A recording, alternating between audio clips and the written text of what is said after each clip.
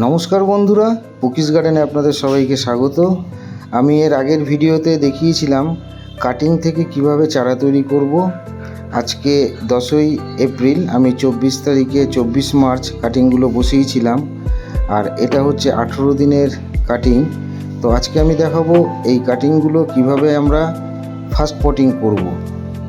গাছে চেহারা দেখে আপনারা বুঝতে পারছেন যে রুট কতটা ডেভেলপ হয়েছে।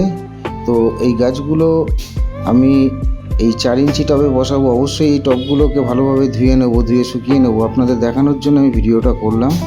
প্লেন সিন্ডার, অনেকেই বলে যে সিন্ডারের সঙ্গে ভার্মি কম্পোস্ট, গোবর সার। আপনারা দেখুন, আমি প্লেন সিন্ডারেই কিন্তু এই গাছগুলো বসাচ্ছি। তো গাছগুলোকে জাস্ট এইভাবে আপনারা বসাবেন।